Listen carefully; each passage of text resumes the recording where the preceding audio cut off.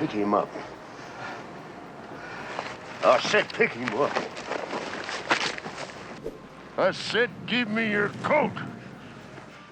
40 degrees below zero. No tent, no fire. Sometimes not even a stand of trees or a wall of brush between you and open sky.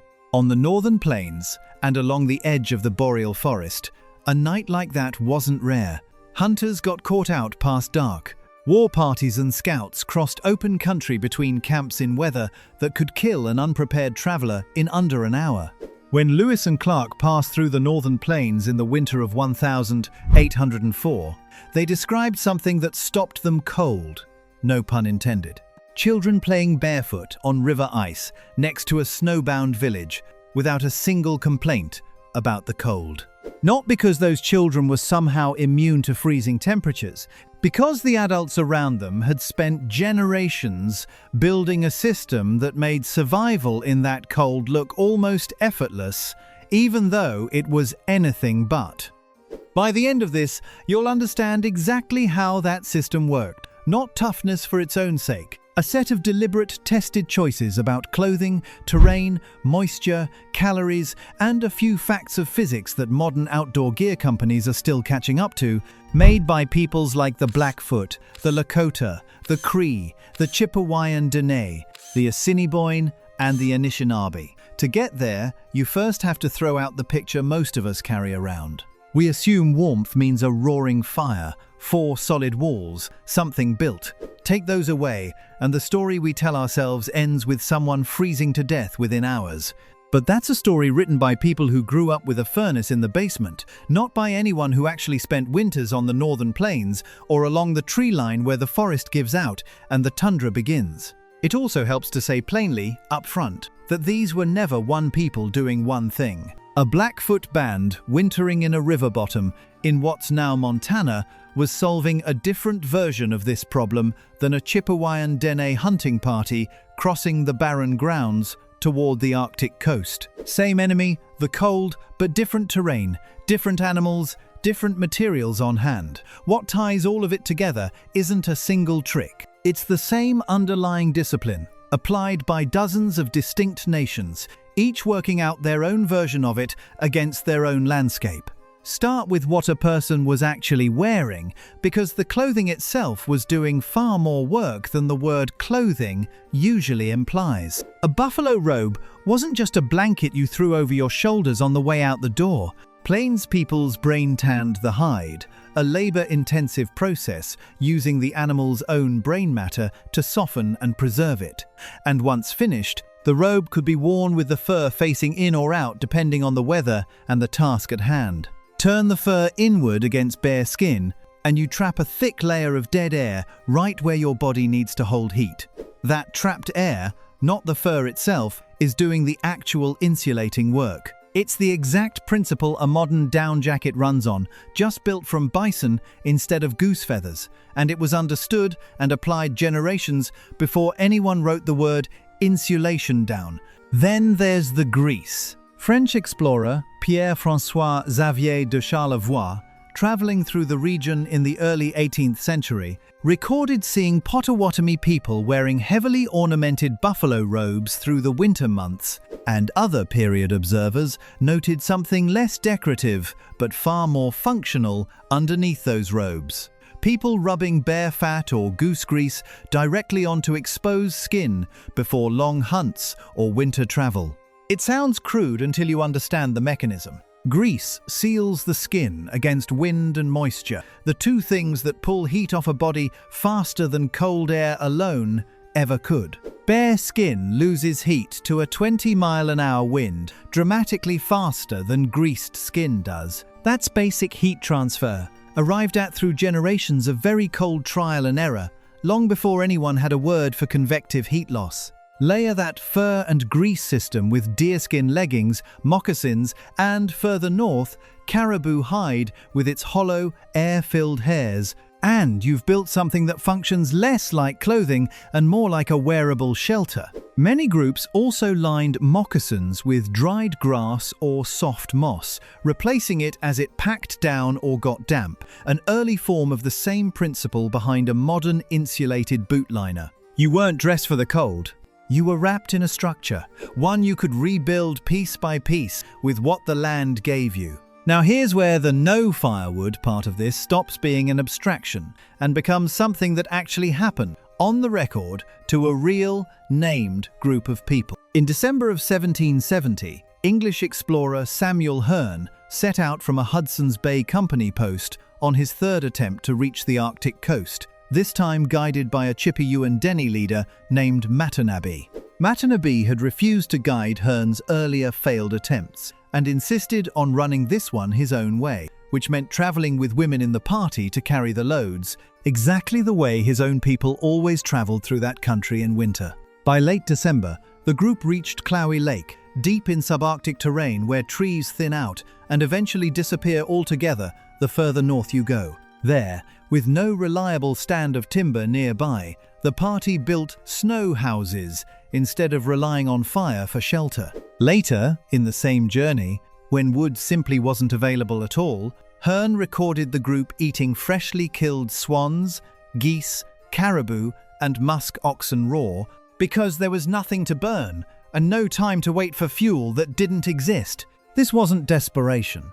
It was standard practice for people who had crossed this exact country for generations and knew precisely which problems didn't require a fire to solve. That single documented winter, from one real expedition with a named guide, contains almost the entire argument of this video in miniature. No firewood, because in that terrain at that time of year, there sometimes simply wasn't any. And still, people traveled, hunted, ate and slept, and made it to the Arctic Ocean and back. Matanabe's group wasn't improvising in a crisis. They were running a system built for exactly this country. But clothing alone doesn't answer the second half of the question. What about shelter? A permanent winter camp, sited in a river bottom among cottonwoods, absolutely had fire.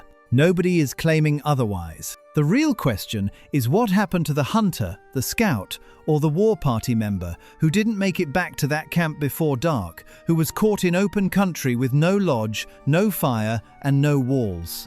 That happened constantly. And clothing, on its own, can only do so much before you also need somewhere smart to put your body. This is where reading the land mattered as much as anything sewn or greased. A hillside, a dense stand of willow, a deep snowbank. All of these cut wind speed dramatically, and wind is the real killer at extreme cold, not the raw air temperature on its own. A traveller learned to watch for the lee side of a ridge, the downwind hollow behind a cut bank, the places where snow itself had already built a wall before anyone arrived to use it. None of that required tools or time to construct. It required knowing exactly where to lie down. In a landscape most of us would read as featureless white in every direction, someone raised on that land was reading a detailed map of windbreaks nobody else could see. There's a second, quieter danger that almost never comes up in these conversations, and it's the one that actually kills experienced people, not beginners: moisture. Traveling hard in extreme cold makes you sweat, and sweat that freezes against skin under a layer of fur pulls heat out of the body at a brutal rate, far worse than dry cold ever could. Experienced travelers paced themselves deliberately to avoid overheating and stopped periodically to brush frost and condensation off the outer layer of a robe before it built up and soaked through. Even breathing became something to manage. Cold, dry air pulled in fast through an open mouth strips moisture from the lungs and airway, so travelers commonly pulled a fur ruff, hood, or wrapped hide up across the nose and mouth, letting the fur pre-warm each breath before it went in.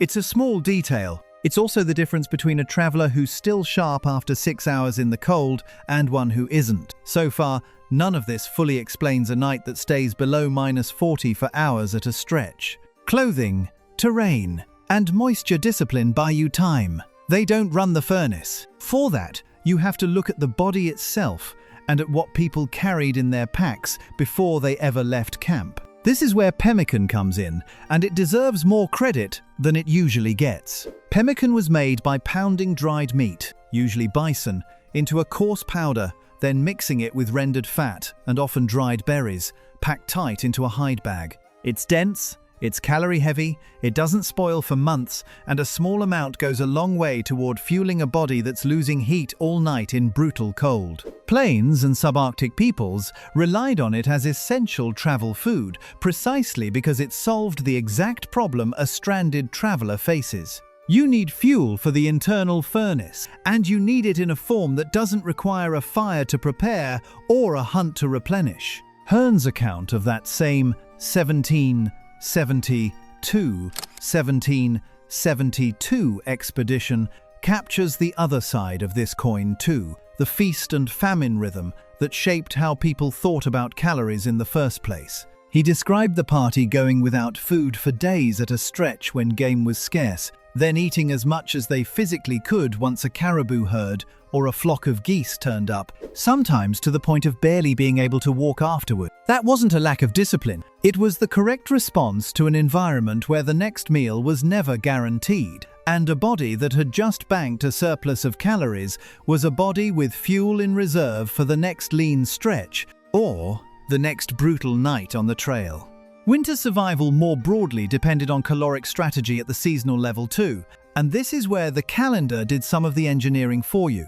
Late summer and fall were the highest calorie months of the year on the plains, driven by bison migrations and heavy harvests, and by several accounts from the period, people deliberately ate to build fat reserves before the cold set in, the same instinct that puts weight on a hibernating animal ahead of winter. Once the cold arrived, movement slowed and calories were spent carefully rather than burned chasing unnecessary activity. A body carrying real fat reserves, fueled by something as dense as pemmican and expending energy deliberately, holds core temperature through a brutal night in a way a depleted body simply cannot.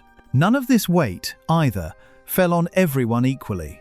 Hearn's own journal is blunt about the fact that Chippewa and Dene women carried the overwhelming majority of the load on a journey like this, hauling gear, processing hides, cooking, and by his account, eating last and least when food ran short. Matanabe told Hearn directly that his 2 earlier attempts at this same route had failed, specifically because he hadn't brought women along to share the workload the way Dene travel always required. It's an uncomfortable detail by modern standards, and it's also a real documented part of how these expeditions actually functioned. The knowledge that kept a party alive wasn't held by hunters alone. It included the specific, practical skill of the women managing hides, fuel, food, and gear under exactly the same brutal conditions. And you didn't run the body's furnace alone if you didn't have to. Groups sleeping under a single shared robe or hide, several bodies pressed together, was standard practice across many plains and woodland communities, and for good reason. Shared body heat under one covering raises the effective temperature inside it by several degrees, and it costs nothing extra to carry or build. Dogs, kept close to camp for hunting and hauling, were also brought in against the body on the coldest nights, adding another working furnace to the pile. No propane heater, no thermostat on a wall. Just proximity, patience, and the discipline to use both. None of this knowledge existed by accident either. Elders passed it down deliberately, reading weather signs that told a hunting party whether to push on or hunker down, watching wind direction and cloud behavior for the early warnings of a coming storm. Survival wasn't something each generation figured out alone in a panic. It was a body of tested knowledge, refined and handed forward, the same way any engineering discipline gets refined. Miss a lesson, and you might not get a second winter to learn it in. Here's what almost nobody outside these communities realizes though, and it's the part that actually answers the "no fire, no shelter" question directly, instead of just chipping away at its edges. Snow itself, packed the right way, is one of the best insulators available anywhere on the planet. This is the piece that sounds backwards until you understand the mechanism. Snow is mostly trapped air held in a lattice of ice crystals, and trapped air barely conducts heat at all. Northern peoples, particularly Chippewayan, Dene and Cree hunters working the subarctic tree line, the same country Hearn and Matanabe crossed, where firewood could be scarce or simply not worth the time to gather, built compact snow shelters that needed no fire whatsoever to stay livable.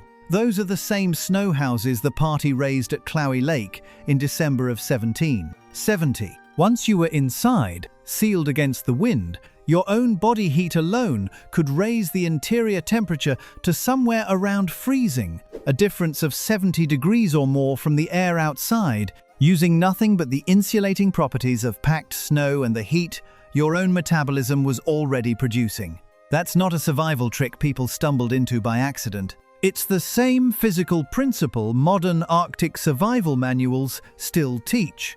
Under the same name, Indigenous builders gave the technique generations before those manuals existed. The robe, worn in the open, and the shelter built from packed snow are solving the exact same problem with the exact same tool.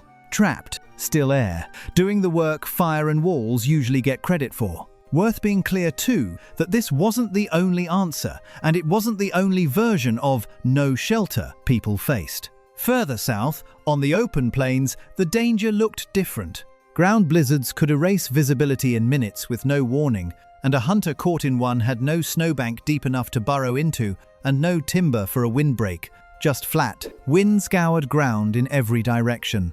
In that specific situation, survival came down almost entirely to the clothing and grease already on your body, curling into the smallest possible shape to cut wind exposure, and waiting the storm out, rather than trying to walk through zero visibility and risking becoming disoriented within sight of your own camp. Different landscape, different specific tactic, same underlying principle of minimizing exposed surface and trapping every bit of heat the body already had.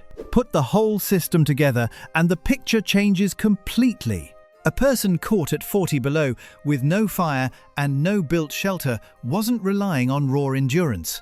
They were relying on greased, fur-lined clothing acting as a portable insulating layer, dried grass packed into moccasins, a fur ruff pre-warming every breath, a body carrying banked calories and pemmican as the actual heat source, terrain read correctly to cut wind speed to nearly nothing, and when it came to it, snow itself packed into a structure that trapped their own body heat and gave it back to them. Every piece of that was a deliberate, tested answer to a specific physical problem, refined over generations of people who had no room for guesswork, because guessing wrong meant not waking up. So the next time it's 40 below outside your window and you're standing next to a working furnace with a phone that can call for help in your pocket, it's worth sitting with the actual question this raises. Was surviving that cold, night after night, without a single wall or flame, ever really about toughness? Or was it about understanding heat, wind, fat, moisture, and fur better than most of us understand our own thermostats today? If questions like that are the kind you want more of, the deeper dive into how different peoples engineered survival across some of the harshest environments on the continent is only getting started.